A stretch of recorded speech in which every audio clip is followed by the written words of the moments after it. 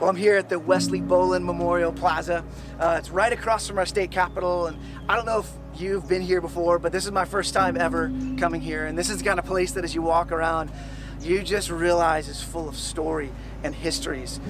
There's a memorial here for Martin Luther King Jr. There's another memorial for the 9/11.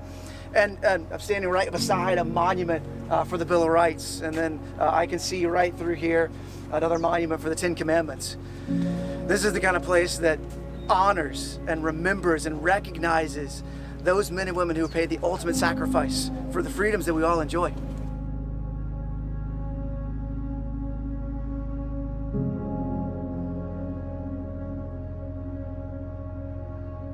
Celebration of Memorial Day dates back to the late 1800s, right after the Civil War, when people would visit the graves of fallen soldiers, and it was called Decoration Day because they would decorate those graves with flags and flowers in a way that they could memorialize and remember the sacrifice that those soldiers made for us.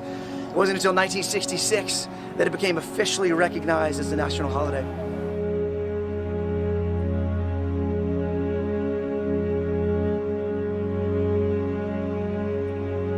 But this Memorial Day feels different. In a sense, because of this pandemic, we're all thinking about freedom a lot.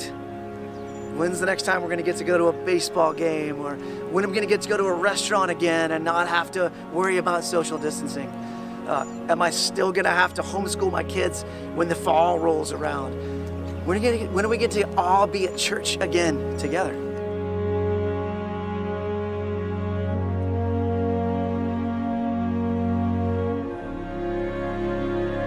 It seems like this Memorial Day, more than any other, is a sobering reminder of the immense gratitude that we have for the freedoms that we all love, and it's because of the sacrifice of our nation's greatest heroes and their families.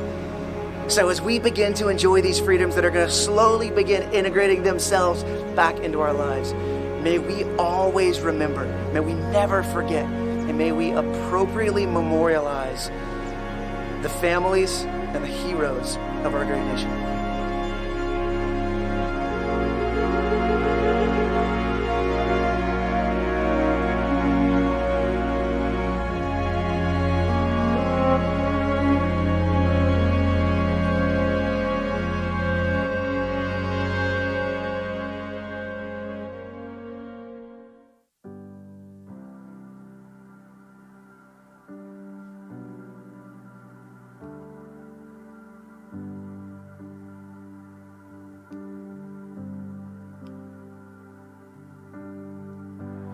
Lord bless you and keep you, make his face shine upon and be gracious to you.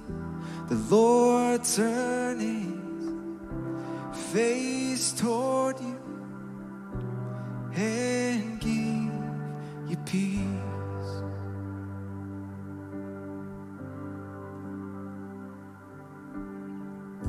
The Lord bless you and keep you, make his face shine upon and be gracious to you. The Lord turn his face toward you and give you peace.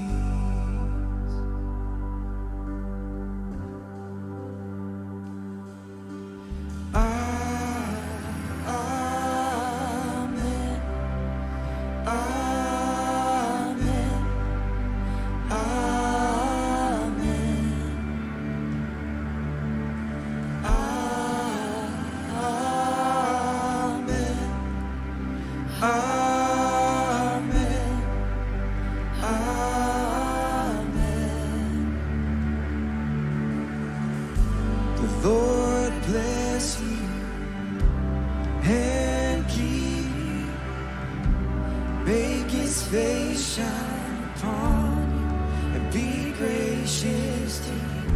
The Lord turn his face toward you and give you peace.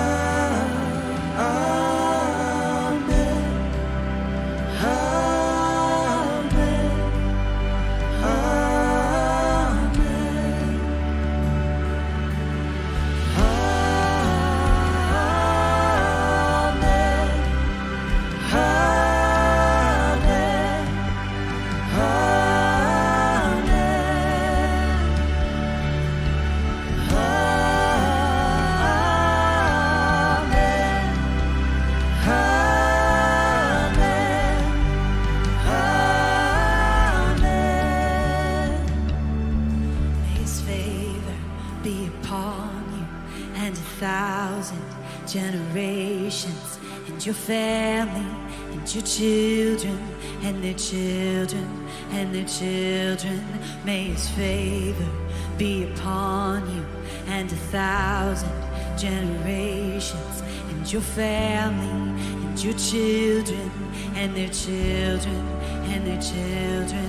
May his favor be upon you and 1,000 generations, and your family and your children and their children and their children. May his favor be upon you and 1,000 generations, and your family and your children and your children and their children. May his presence go before you and behind you and beside you, all around you and within you. He is with you, he is with you, in the morning, in the evening, in your coming and your going, in your weeping and rejoicing. He is for you, he is for you, he is for you, he is for you, he is for you, he is for you, he is for you, he is for you, he is for you.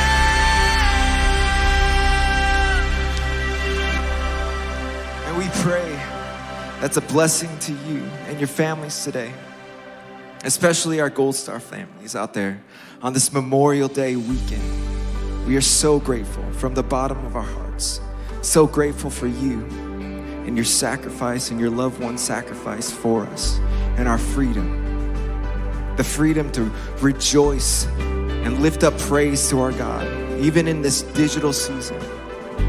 To join together, we have that freedom because of your sacrifice. So thank you today. Now, if you're joining us for the very first time or a first time in a long time, thanks for being with us. And to all of you, do me a favor, do us a favor, and just drop a share. You never know who's watching your feed, scrolling through your feed, and needs to hear the word that God is for them. He's for them, he's with them, and there's nothing that he can't do. Let's sing that today. There's nothing our God can't do. Just one word, you calm the storm that surrounds me. And just one word, the darkness has to retreat. And just one touch, I feel the presence of heaven. And just one touch, my eyes are open to see, my heart can't help but believe. There's nothing that our God can't do. There's not a mountain that he can't move. Oh, praise the name that makes a way. There's nothing that our God can't do. Just one word, you heal what's broken inside me. And just one word, and you revive every dream. And just one touch, I feel the power of heaven.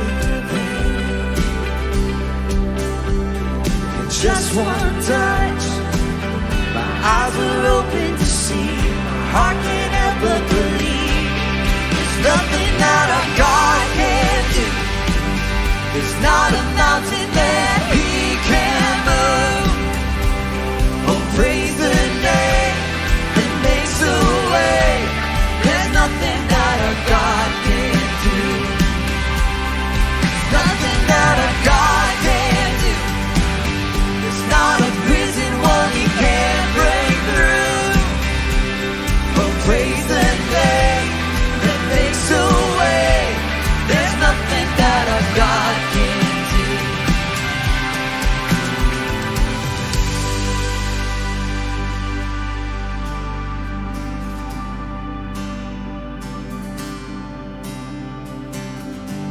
I will believe for greater things. There's no power like the power of Jesus. Let faith arise, let all agree. There's no power like the power of Jesus.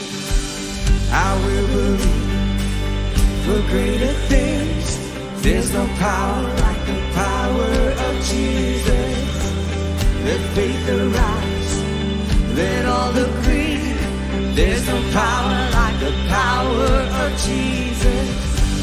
I will believe for greater things. There's no power like the power of Jesus. Let faith arise, let all agree.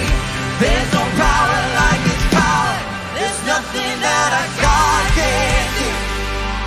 There's not a mountain that He can move. Oh, praise the name that makes a way. There's nothing that our God can't do. There's nothing that our God can't do. There's not a prison wall He can't break through. Oh, praise the name that makes a way. There's nothing that our God can't do.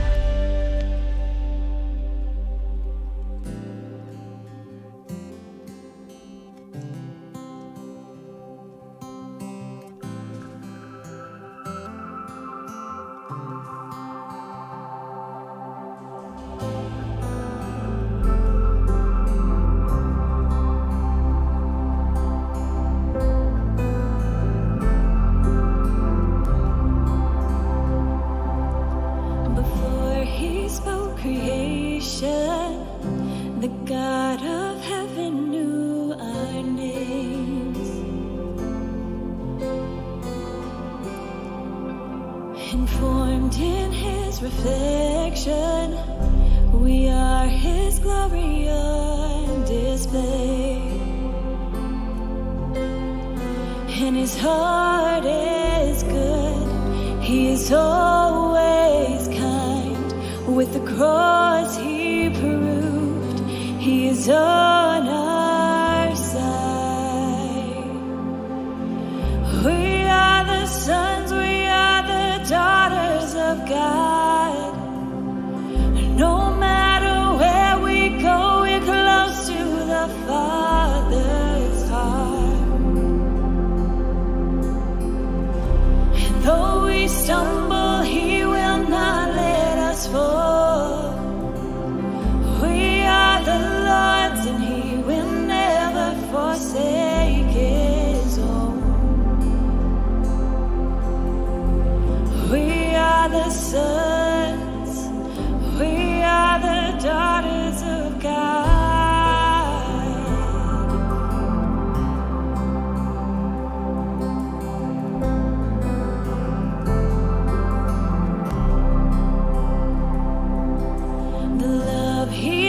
lavished on us.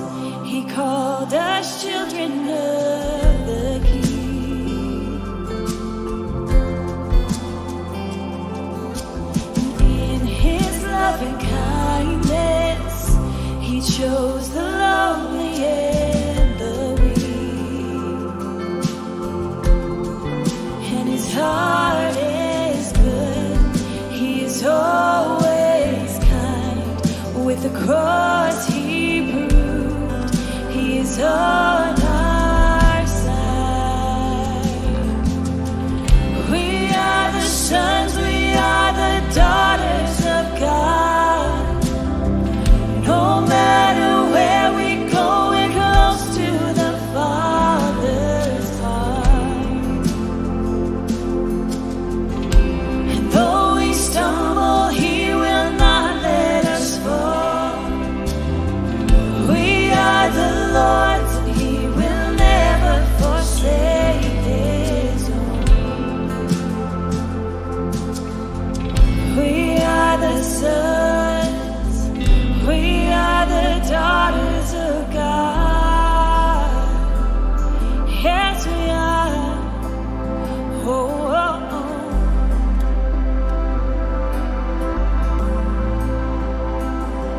So when the lies speak louder than the truth, remind me that I belong to You.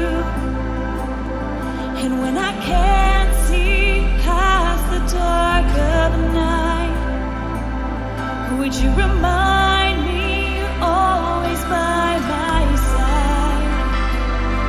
So when the lies speak louder than the truth, remind me that I belong to You.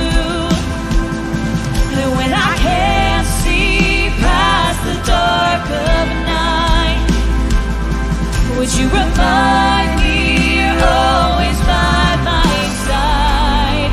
You're by my side. We are the sons, we are the daughters of God. No matter where we go, we're close to the Father's heart. Though we stumble, He will not let us fall. We are the Lord's, and He will never forsake His own. We are the sons, we are the daughters of God.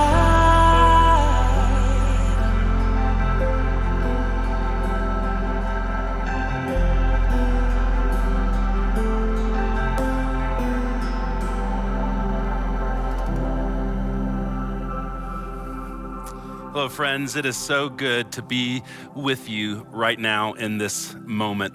I long for the day that we all get to be together again in this room together, but I'm so grateful that even right now, whether you're watching this on your phone or on a computer or you're sitting on the couch watching this on the TV, we're sharing this moment together and we're here together today. So thank you so much for being here. I want to recognize, I actually want to celebrate a specific group of people right now who deserve to be celebrated. If you are a mom or a dad or a parent or a guardian who has been unexpectedly homeschooling your kids for the last 8 to 12 weeks, I want you to stand up and take a bow. We're actually going to celebrate you right now. Because it is now officially summer and you have done it. So good for you. I know your kids were excited to be done, but I know that you were excited to be done. And I know this has been hard and this has been challenging, but you have done it. As a next generation pastor here at Mission, I'm so excited of what we've been able to continue to do for the next generation, for kids and teenagers throughout this quarantine season. And I'm so proud of our staff and our volunteers and our leaders who've continued to lean into your kids and invest in them in significant ways. You know, every single week we continue to push out new content for families to watch together, for kids to engage with. And we literally have hundreds of volunteers who have been on Zoom calls and other ways to continue to connect with hundreds of kids, small groups. And so as we enter into the summer, where it's a great time to take a break and to be refreshed, I want to encourage you and encourage your kids to continue to lean into these relationships. And let's just trust God to see what he's going to do in this season. Well, actually, there's two things I'm really excited about that actually launched this week that I think you're going to be very excited about as well. This week, Nick Asolis, who's on staff with me, myself, we recorded a podcast, an episode on the Thriving Life podcast, and it's all themed around technology and kids. And so if you have kids at home and they have access to a phone or to a tablet or to online streaming services, this episode is for you, because as parents, we have to learn to navigate this technology to make sure that we do the best we can to protect our kids from the scary things that are online, but also we need to learn to navigate the conversations that we need to have with our kids as they inevitably bump up against the scary things online. And we unpack that on this episode, and we actually unpack a framework of keeping your kids safe online that most parents have never considered before. So be sure to check that out. And number two, this is also something we're really excited about. This is something we've been working on for months and really dreaming about for years. But this week we launched missionparents.org. It's a brand new website specifically designed for you as a parent. We want to help you win. And on this site, there's a blog to inspire and challenge. We highlight some amazing resources that we think every parent needs to own or to have to help them win. And we have tons of resources that you can download that will help you be a better parent. So be sure to check out missionparents.org. All that information is right there for you. Well, again, we're going to continue to worship. We're going to worship through giving. And, you know, I just want to say that I am so proud to be at a church that invests in the next generation the way that this church does, the way that our leaders think about the next generation. And I want to thank you as a church that invest financially into what we do for the next generation here. So as we worship through our giving, I just want to thank you for that as we continue to invest that way. But before we do that, I want to pray for you and your family. Father, we love you. We thank you so much for who you are. We thank you for the opportunity to gather together and to worship and to pray and to pay attention to what you're doing and what you're speaking to us. And Lord, as we move into this summer where so many of us are frazzled and tired and anxious, Lord, I pray that this would be a season where you fill us up. And Lord, I pray that you fill us up with your peace and with joy and with excitement for what you want to continue to do in us and through us and in our community. And so, Father, we're so grateful for what you want to continue to do in these things. Lord, we give you this time, we give you this service. In Jesus' name I pray, amen. The Lord bless you and keep you, make his face shine upon you and be gracious to you. The Lord turn his face toward you and give you peace.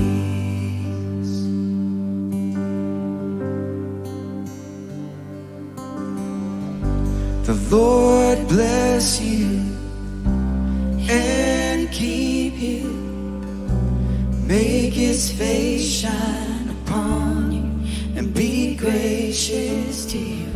The Lord turn his face toward you and give you peace.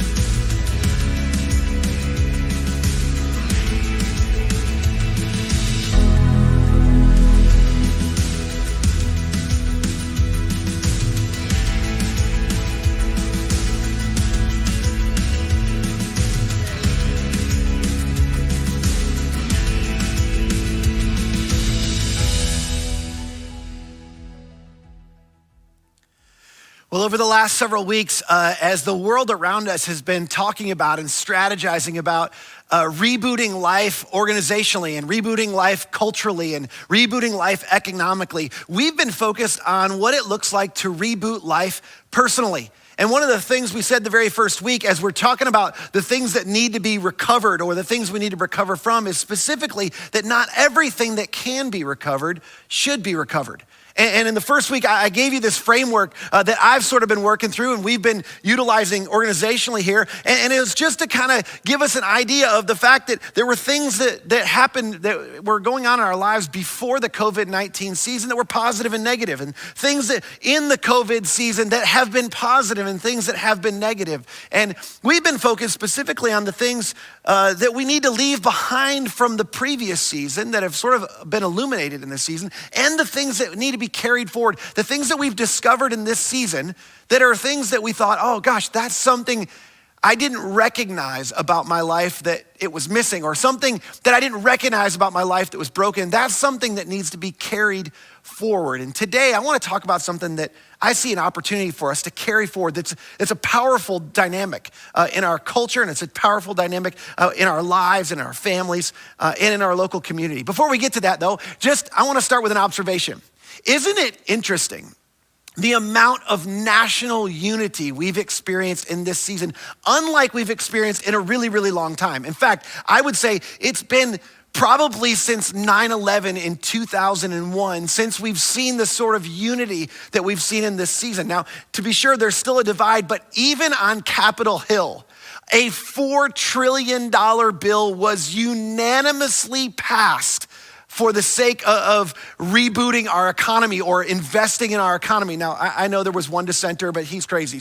But the reality is we sort of all joined together to do something, all of our politicians to do something for the betterment, or even for probably the safety and the recovering of our national economy. And it's also interesting that we've joined together, not just nationally, but personally. We've joined together as a society to do things that are uncomfortable, things that are unnatural for us, things that are certainly inconvenient, even I would say in some instances irritating. We've joined together to do a bunch of things for the sake of our society, for our society as a whole. We've even done things that are frightening, which reminds me, this last week, my wife and I were walking into a furniture store because we're doing a project, and I had to laugh as I looked at myself in the window because I thought, this is frightening. Like, when else in history can I walk into a store looking like this and somebody not call 911 or press a panic button or escort me out of the store? I mean, it's just so interesting, all the things we've been doing in our society. But here's my question. My question is, what is it? What do you think it is specifically that's unified us? What specifically has brought this sort of unity to our society and to our culture? In some cases, to our political leaders who are, sort of almost hopelessly divided. What is it specifically that's unified? Is it a common goal? Is it common good? Is it common interest? I mean, I think all of those things are good answers, but here's what I would argue. I would argue that the thing that's unified us is an unseen common enemy. When you think about it, when you boil it all the way down, the truth is it's the unseen common enemy of this virus that has sort of rallied us. It's unified us. It brought us together to fight against something, and that's because things that are common enemies have a way of unifying us. I mean, for a brief moment, think about the miracle of this. For a brief moment, the primary enemy of the left was not the right, and the primary enemy of the right was not the left. Here's why. It's a powerful principle. A common enemy has a way of bringing people together. Now, we experience this every year in early February. As we all turn on our TVs to watch the Super Bowl, every single year, we all decide, we agree together to join together and cheer for the exact same team. Some of you are thinking, we do? We all join together? Yes, every year we join together and we decide we're all gonna cheer against whoever is playing the Patriots. Am I not true? Is that not true? I mean, we have to all agree on that. We just decide whoever's playing the Patriots Patriots in the Super Bowl, at least as of recent, we're cheering for that team. It's also interesting, though, maybe for the first time in history, some of us may actually decide to cheer for Tom Brady like we never have in history because he's no longer playing with the Patriots. But here's why I bring this up today. Here's the irony of this whole circumstance, this whole dynamic that we've experienced with this national unity, with this local unity, with this unity even within our church that we've experienced in this season. The irony is a more powerful, unseen common enemy preceded the COVID-19 virus for all of us. And in more subtle ways, this enemy was altering, in some cases ruling and dictating our lives in completely different ways. And Jesus actually addressed this very dynamic. He talked about this enemy. In fact, he talked about this enemy over and over. And I want to look at one of my favorite places where he addresses this enemy that we experience. If you have a Bible, I'd love for you to open to the Gospel of John. It's one of 4 accounts of Jesus' life. John chapter 10, we're going to begin in verse 1 in just a second. Let me give you a little bit of context for what we're going to read, these verses we're going to read together. Jesus has just healed a blind man. And this is going to sound absurd to you, but this is what actually happened. Jesus has healed a blind man and people start complaining. And it's the teachers and the leaders of the law, sort of the ones who are the most experts in the law. They are the ones who start complaining, and they're the ones who sort of start criticizing Jesus publicly. And here's why: because he violated one of the laws, one of their religious laws, because it was the Sabbath. And healing someone, in their minds, constituted work. And so Jesus has violated the Sabbath, even though he's healed someone, which sounds absurd, but to them, it was a big deal. So Jesus takes the time to talk to them about their spiritual blindness and how you're so focused on this law and the letter of the law that you've missed the spirit of the law. You've missed it altogether, and they don't really understand. So he decides he's going to use a metaphor. Now, he's going to use a metaphor that is not one that is common in our culture, but it was incredibly common in their culture. In fact, they would have needed no context or understanding to understand this metaphor. But Jesus is going to talk about a sheep pen, which actually in ancient Palestine was called a sheepfold. And a sheepfold would look like this. And the reason this is important because a sheepfold had one way in and one way out, and it had these high walls on it. And this is one that's sort of broken down, and it sort of obviously has been eroded, but you can see how they would build up these walls and these sheep pens so that wolves and other animals couldn't get in to get the sheep. It was sort of a safe haven for these sheep, and they would build them around different areas where they would take their sheep to graze. Here's a reconstruction of a modern one that you could go visit. This is somewhere in the Middle East, but this is what the idea of it was. And the important thing to note is that all of these sheep pens typically had one way in and they had one way out. And many times they had a gate, or for sure a gatekeeper that would stand in the middle of the gate or would block off that gate. And Jesus is going to tell a story, and he's going to use the metaphor of a sheep pen to help them understand what they're missing when they're criticizing him for what he's doing. So here's how Jesus begins in John chapter 10, beginning of verse 1. He says, "Very truly, I tell you, Pharisees, who were the sort of the leaders and the experts in the law, anyone who does not enter the sheep pen by the gate, but climbs in by some other way is a thief and a robber," which just makes sense. I mean, there's somebody who's trying to steal or hurt or capture the sheep. But the one who enters by the gate is the shepherd of the sheep. The robbers and the thieves, they don't enter through the gate. They try to come in another way. And here's why: because there's a gatekeeper, and the gatekeeper opens the gate for him. He opens the gate for the shepherd. And the sheep listen to his voice, the shepherd's voice. And he calls his own sheep by name, and he leads them out of the sheep pen. So the gatekeeper guards the gate. Sometimes they would even at night sleep in the way, the opening. If there wasn't a physical gate on there, it was known that they would sort of sleep in the middle, so the gatekeeper could actually even be the gate sometimes. That made it safe for the sheep who were being kept in the pen, especially overnight, from thieves and robbers, but also from other wild animals that would mean them harm. And the gatekeeper was the one who would let the shepherd in. The shepherd would come in and he would lead the sheep out. And he would lead the sheep out to safe pasture where they could graze. And he would lead them out when it was safe at the right times, when he could sort of lead them out of the pasture. And we're told, John goes on, he says, when he brings them out, brings out all of his own sheep, he goes ahead of them. and his sheep follow him because they know his voice. The sheep who hear his voice when he calls, they follow him out of the sheep pen. Now, this is important too because unlike cattle in our day, they didn't drive sheep. The sheep followed the shepherd. The shepherd would walk out in the front and the sheep would follow the shepherd. They would listen to his voice and he would guide and he would direct them.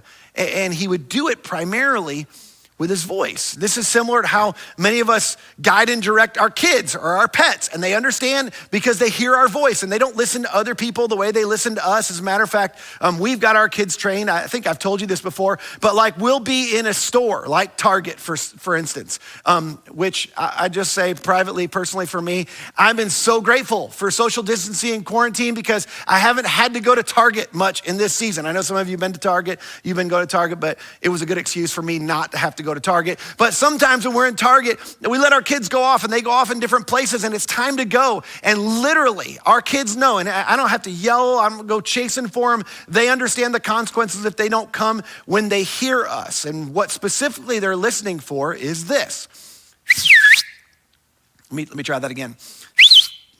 I just whistle real quick, just that little volume, that little sort of sound of my whistle, and they come running. They come from wherever they are. They'll come from 3 or 4 rows over, and they'll come and they just join us. They know it's time to go, and if they don't, they're 1, gonna get left, but 2, they're gonna be in a lot of trouble later on. So they come running, and it's the same thing. Jesus says this is the same idea. Jesus says that's what happens. They listen to the voice of the shepherd. He says this, but they'll never follow a stranger. These sheep, they don't follow strangers. In fact, they'll run away from them because they don't recognize the stranger's voice. But to which I go, but they're sheep, and aren't sheep known for being dumb? And you begin to think about this and go, well, how is that even possible? And how do they know the difference? Well, it's the same way your kids know the difference. They know the difference in your voice. They know the difference of your whistle. They know the difference of your instructions. And there's 2 specific factors. And I just want to break this down and get super practical. There's 2 factors as to how the sheep know the voice of the shepherd, how your kids know your voice, how we know the voice of the shepherd, God, Father, who wants to lead us. And here's how. It's by proximity first. And this is about following closely. In the metaphor, the sheep would follow closely to the shepherd, so they became familiar to his voice because as he talked, they were close up. It wasn't like some distant voice and they couldn't discern it. They were always following closely to the shepherd, which begs this question. How closely do you follow the shepherd? How closely are you following the voice of the shepherd? Would you say you hear the voice of the shepherd? Would you say that you respond to the voice of the shepherd when he's leading you and he's guiding you? Are your ears and your heart attuned to the voice of the shepherd who's speaking to you, who's always speaking, who speaks to us through prayer and speaks to us through his word, who speaks to us through circumstances in life? How closely are you following the voice of the shepherd? Are you following it as closely as you follow the news? Or the stock market, or politics, or social media? See, one of the reasons the sheep could recognize the voice of the shepherd is because they followed closely along with the shepherd. The second is frequency. They not only followed closely, they listened regularly. They listened often. This is the question. How frequently are you listening to the voice of the shepherd? I'll ask it again this way. Are you listening as frequently as you listen to the news? As you listen to the news of the stock market and to politicians, to social media? I mean, what are the voices you're listening to on a regular basis? What are the voices you listen to the most? What are the voices that you follow most closely and you listen to most regularly? Those are the voices that are leading you through life. See, here's the problem. The problem is that some of us have become too familiar with some of these voices. We've spent too much time around these voices. We've spent too much time around voices that Jesus would have described as a stranger's voice, a thief's voice, and a robber's voice. And that's why they sound familiar to us, is because we've been listening to these voices too long. I think there's two voices in this season that we've been tempted to listen to too much. One is the voice of worry, and I hear this all the time, and this is no judgment, but the voice of worry says, hey, nothing is certain. You need to be afraid of everything. You need to, have a backup to a backup to a backup for your plans. There's nothing that's certain out there. To which some of you go, no, that's just good planning, that's prudence. Jesus might say, but that's not what my voice says. My voice says there are things you can depend on. There are things that are certain in life. There's a love that is certain. There's a provision that is certain. There's a presence that is certain. And the voices of worry that come into our heads, they try to get us focused, hyper-focused on things that are sort of out of our control. As a matter of fact, it's a result of an anxiety to things that are beyond our control. Anytime there's things that are beyond our control, we begin to worry about those things. We're worried in this season about recovering health physically as a nation. We're worried about recovering our businesses or in our jobs professionally. We're worried about recovering fiscally or financially, personally. Some of us are worried about recovering in certain relational contexts, certainly economically. But here's the thing. In this season, there's so much content for the enemy or the thieves or the robbers, the stranger's voice to begin to speak into our minds and speak into our ears. Now, I just want to relieve you. I'm not talking about things that are legitimate cause for concern. I'm talking about things that are uncertain, that are beyond our control. You see, some of us tend to have an obsession with the uncertain. It's not things that are actually happening to us. I'm not talking about things that are actually causing crisis. I'm talking about the what ifs out there. Here's my question for you. How often do you give voice? How often do you talk out loud about the what ifs that are in your head? How often do you actually say, well, what if this? Or what if that happens? Or what if this is a result of that? So there's so many opportunities in this season for the voice of the stranger to speak the what ifs into our minds and drown out the voice of the shepherd who's actually trying to lead us in a direction and asking us to trust him, to follow him. Because the voice of worry always is going, but what if, but what if, but what if? But God, if I do that, what if this? But God, if I follow you in that direction, what if this? But God, if I do what your word says, what if? And those voices of what if have a way of leading us through life. Some of our lives and our headspace is filled with worry because of the proximity and frequency with which we allow those voices to enter into our minds and into our hearts. The voice of worry that tells us there's nothing that's certain can keep us from listening to the voice of the shepherd who's saying, no. My way, the way in which I'm leading you, it is certain. It can be trusted. You can follow me. The second voice is the voice of hurry. And the voice of hurry says you're missing out.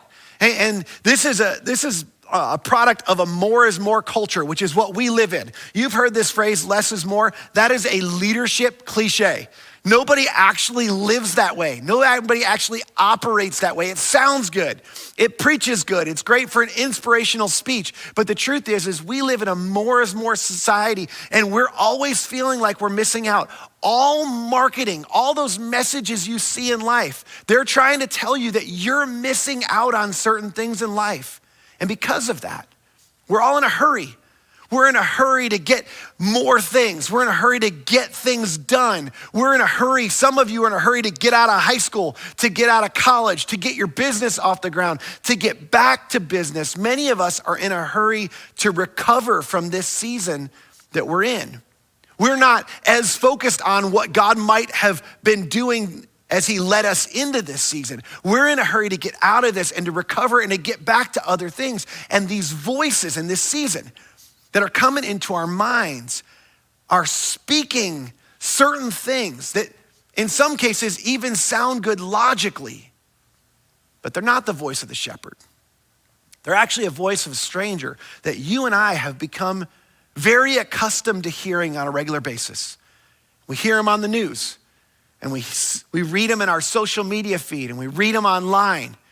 And the truth is these voices are shaping and leading us more than just about anything else in our life. But here's something you need to know about the shepherd. When it comes to trying to hurry, that we're this idea that we're all in a hurry to get somewhere or get to the next season or get to the next success or get to the next deal or get to the next stage.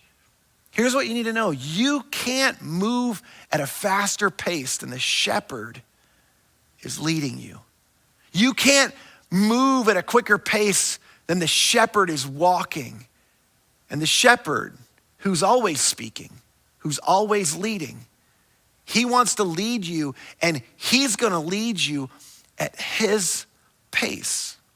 See, here's the problem though. Many of us, early in life, we started listening to these voices early and often in life. And some of these voices actually represent specific voices from our past. People in our past that had a significant influence, positive or negative, but they had a significant influence on our life. And some of these voices trained us. We were trained to listen to some of these voices from an early age. They come from people we looked up to, people at a young age we wanted to be like, people at a young age whose approval we were looking for. And we've listened to certain voices. There are certain messages that we recall over and over that lead us, that sometimes not only are in contradiction with the voice of the shepherd, they actually, because they're playing over and over and over in our minds, they're actually voices that have the potential to drown out the voice of the shepherd in our lives. And so Jesus is trying to point out something to us that's significant, that's important, that there are lots of other voices, but here's what you need to know. There's only one voice of the shepherd, and this voice of the shepherd, he has your best interest at heart, and he's speaking, he's communicating, and he's leading. And the truth is if you'll listen to his voice, he'll lead you into safety, he'll lead you out into safety, he'll provide for you, he'll care for you. He has your best interest at heart. So my question is are you certain that that's true about all the other voices in your life? All these other voices that we listen to, some because we think they sound smart or because their logic is good or because maybe they're the loudest or most consistent voice or they have the biggest title. I mean, what is the voice that's guiding you most in your life? What are you listening to most frequently? Who are you listening to most closely? Jesus used this as a metaphor. In fact, John goes on, he tells us Jesus used this figure of speech or this metaphor, but the Pharisees, they missed it. They weren't listening. They didn't understand what he was telling them. He tried with his first pass, but like before when he was talking about spiritual blindness, they didn't get it. So he's gonna try a third pass now. He's gonna try again to explain to them what he means, and he takes another shot at it. So this is what Jesus said. He said again, he said, very truly I tell you, I am the gate. Now this was different, this was new. I am the gate for the sheep. I'm actually the one that kind of keeps everything else out, and I'm the one that actually lets people out and lets people in. He claimed to be the only way in or out, which begs the question, in or out of what? He's gonna get to that in a minute. But Jesus is making an exclusive claim to be the only way. He says, all others who've come before me, which I actually love that phrase. If you're taking notes, you should write that down. All others who've come before me are thieves and robbers, but the sheep have not listened to them. He's saying those who are actually my sheep that are safe, that are in the fold, in my sheepfold, the reality is they didn't listen to all those others who came before me. Now, and I'll just say this, I don't think he's just talking about time-wise. Maybe he was in this story, I don't know. But I think all other voices that come before both in time and in priority to the voice of the shepherd are voices that we shouldn't be listening to. My question for you is, as we continue to press in a little bit, is what other voices in your life come before the voice of your Savior? Come before the voice of Jesus, either in terms of what it says about you or where it's leading you What other voices come before Jesus? Jesus said, I'm the gate. Whoever enters through me will be saved. They will come in and they will go out and they will find pasture, or they will be safe. Jesus is saying, look, if you want to be safe, if you want to find the best, if you don't want to have to worry, if you don't want to have to be in a hurry, and know that there's someone looking out for you, there's someone leading you that has your best interest at heart, and they're planning to lead you in and out of all circumstances of life and lead you to pasture, which represents goodness, things of blessing, things that are bountiful. That's what this represents. I mean, if you want to be able to trust that, here's what you need to know. There's a voice that's leading you. And Jesus said, I'm the only way, I'm the only gate for you to be able to experience that. I'm the only one who can rescue you and free you from the voices of worry and the voices of hurry. The voices that in this season are taking advantage of the circumstances and are filling your minds and filling your hearts with messages that are potentially leading you out into danger, out into the open, away from the sheepfold, away from the voice of the shepherd. Then Jesus, in one of my favorite verses in all the scriptures, he sort of sums up what he's saying. He kind of gets to the bottom line of not just what the point of this metaphor is, but I believe the point of Jesus's entire life. He sort of gives us his purpose statement. He starts it this way. He says, listen, here's what you need to know about the thief or these strangers or these robbers. The thief comes only to steal and to kill and to destroy. But, Jesus says, I have come that they may have life and have it to the full. I've come that you may have life and that you may have it everlastingly, maybe your translation says, that you may have it abundantly. In fact, this is this Greek word right here, perissos. And this word perissos, it means everlasting or overflowing or superior or uncommon. Jesus said, here's the deal. I'm the gate and here's where I'm gonna lead you. Here's why I've come. I've come so that you can have an everlasting life, a life nobody can ever take away from you, a life that's overflowing, that's not overflowing like it's too full, it's overflowing with blessing, a life that's superior, a life that's uncommon to what other people are experiencing. The thief, he's come for a different reason. He came to steal and to kill and to destroy. I came that you could have an overflowing, thriving life. This is Jesus' claim. I'm the only way. I'm the only way to enter into this type of fullness of life. This is the point of the gate. The only way to enter in to this type of fullness of life, Jesus is saying, is through me. Now, I want to get super practical. There is a difference between a full life, and you know this, and having life to the full. There's a difference between having a life that is full and experiencing life to the full. Some of you know what I'm talking about. You know what I'm talking about because as you've done the exercise, as you kind of went through this chart, some of you, as you did some reflection, you did your ruthless personal moral inventory, you began to discover that in the previous season, prior to COVID-19, there was a season of life where you were experiencing a fullness, but it wasn't an everlasting life type of fullness. It was an exhausting life type of fullness. You know what I'm talking about? Some of you would have said your life was so full of activities and obligations and commitments, or overcommitments in some cases. Overcommitments professionally and socially and personally and in terms of activities. And here's my observation. I just, as I talk to people, in my experience, more often than not, here's what happens. We allow the voices of life that tell us you're missing out. The voices of life saying there's nothing certain, so make sure you have a lot of extra and make sure you have a backup to a backup to a backup, and you have lots of reserves, things that sound really good. They sound really responsible. But they're things that are really driven by the voices of worry and the voices of hurry. They cause us to fill up our lives with stuff upon stuff that is in reality a tragic substitute for the fullness of life that Jesus offers us. filling up our life with stuff and extra and reserves doesn't actually lead us to a fullness of life, specifically the fullness of life that Jesus was talking about. The kind of full life that we were experiencing prior to COVID-19, some of you know what you'd say? You'd say it was actually killing you.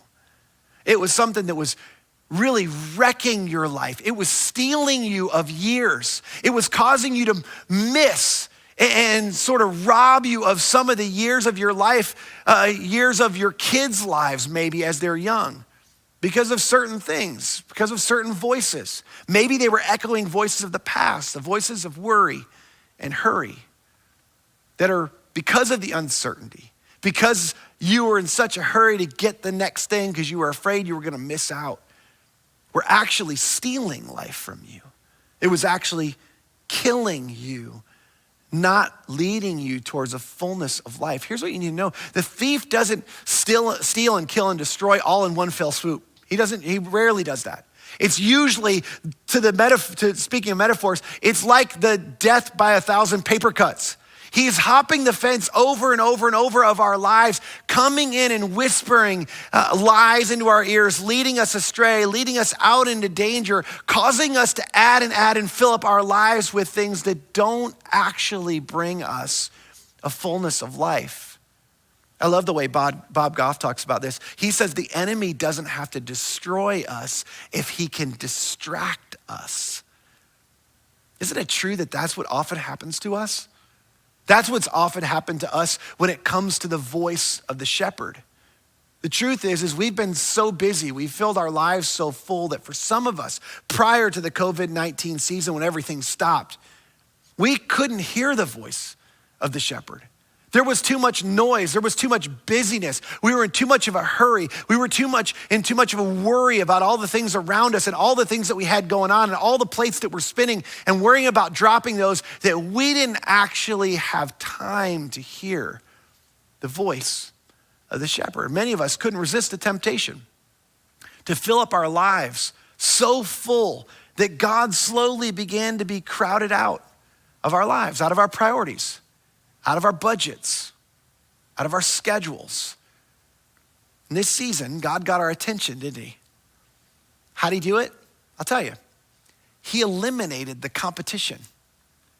Many of the things that were on our schedules, many of the commitments and overcommitments, they stopped. And in this season, it was almost like the voices of all those things for a brief moment were shut down.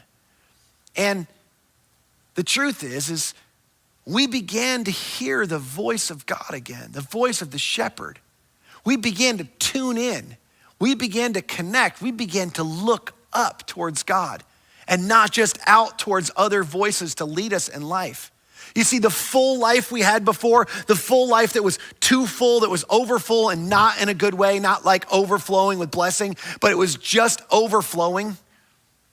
That represents the work of an unseen common enemy in your life and in my life. And my question is, what's your plan for dealing with all of this? What's your plan for following closely and listening regularly on the other side of this season? For some of you, God got your attention in this season. And for some of us, it was a painful way he got our attention. But he got your attention. What's your plan for continuing to focus your attention on the voice of the shepherd before, in priority over, as a voice that is a primary voice leading you as you're rebooting your life?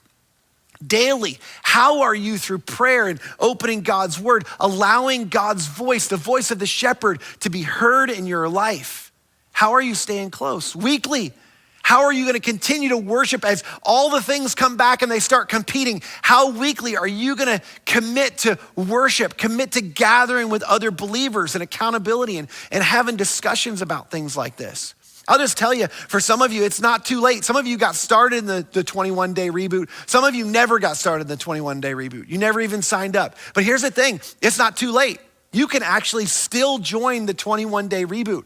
It's a way to actually begin a new pattern. For 21 days, begin a new habit of listening to the voice of the shepherd. It's really easy. If you want to start with us, you don't even have to do anything other than send a text, which is something you do all the time.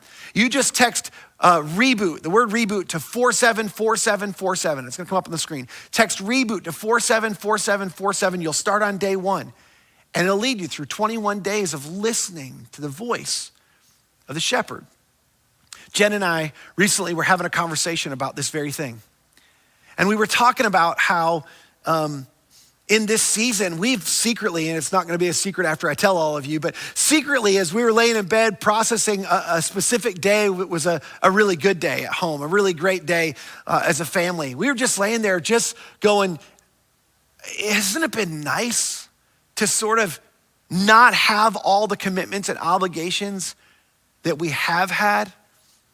And actually, as we had that conversation, it was sort of convicting. I sort of began to think about that more and more. And I started thinking about all the things that we have going on, and, you know, the kids' activities and sports and church commitments and serving commitments and work commitments and family commitments and social commitments and small group and things that we have every night of the week. In fact, I started thinking about, I was like, man, we didn't realize, but these things, we added them over time, little things. We added, and it was crazy. And as things started to be adding back, I just said to my wife, I was like, I don't want to go back.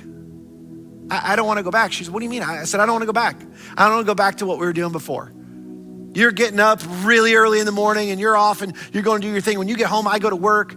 And then I'm at work all day, and then I come home and we have a few minutes. I actually go to the gym, and then I come home. We have a few minutes together as a family. We eat dinner because that's a priority. But then we all go our separate ways again. And some of us go to soccer practice, some of us go to dance, some of us have other activities. And it was like, and I said, I feel like this every night of the week. I don't want to go back to that. Like, I didn't realize in the time being, it felt like it was all good stuff. But the reality is I didn't realize how slowly it was just like, it was killing me. Now, some of you are looking at it going, okay, so what are you gonna do about it? You wanna know what I'm gonna do about it? I don't know, but I'm not going back. In fact, the first step I took was this week in our small group. I said it out loud to our group. I said, hey, I don't have many decisions about this, but like, here's what our life was like before, and we're not going back to that. We thought we had a healthy rhythm, but I realize now we're not. I don't want to go back to that. And I don't know exactly what we're gonna do yet, but here's what we're doing first, is I said it out loud to our group because I knew it would create some accountability. I knew that they would all go, well, if you go back to that, we're gonna ask you questions like, hey, why are you going back to all of that? But as a lot of that starts cranking back up, here's what we've decided. And this is sort of the goal. If you're looking for a goal today, a practical thing, here's our goal. Our goal is to figure out how to listen to the voice of the shepherd. Some of those things are good. Some of those things are gonna lead us to the goodness God has for us. But in reality, some of those things are gonna lead us away. They're gonna lead us astray. They're gonna lead us into danger. And they're actually gonna kill us. They're gonna kill our relationships. They're gonna sort of cause us to miss. They're gonna rob us of years that we have that are precious years as a family. So I don't know what I'm gonna do about that specifically, but I do know that as every opportunity comes up, we're gonna listen to the voice of the shepherd. We're gonna prioritize staying close. We're gonna prioritize listening regularly to the voice of the shepherd. Now, some of you, here's your question is, well, how do I know I can trust the voice of the shepherd? Here's what Jesus said. He closed this whole section. He said, I am the good shepherd. I'm good. You can trust me because I'm good. Some of you go, well, how do I know you're good? You ready for this? Jesus said, I am the good shepherd. You can trust my voice. And here's why you can trust my voice, is because the good shepherd lays down his life for his sheep. Okay, just as a rule of thumb, I'll just give you my suggestion today. You can trust the voice of somebody who's willing to die for you. How many of the voices you listen to on the news, how many of the voices you listen to as it relates to financial advice, How many of the voices you listen to in culture and on social media, how many of those voices are willing to lay down their life for you?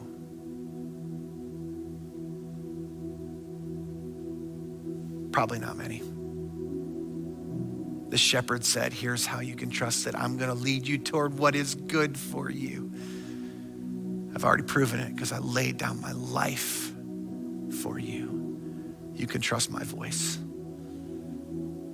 Stay close, listen regularly, and I will lead you to a fullness of life, not a full life, a fullness of life that is uncommon, but that is overwhelmingly satisfying, because that's what I've done. I've come to lead people to life to the full.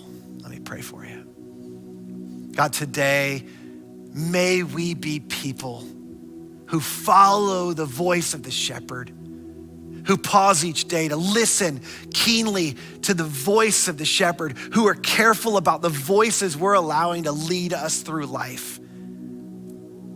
May we be a people who experience an uncommon, overflowing life that's a true fullness of life, because we were close enough, because we prioritize listening regularly enough to the voice of the shepherd who leads us to the best possible in life. I pray it in Jesus' name. Amen.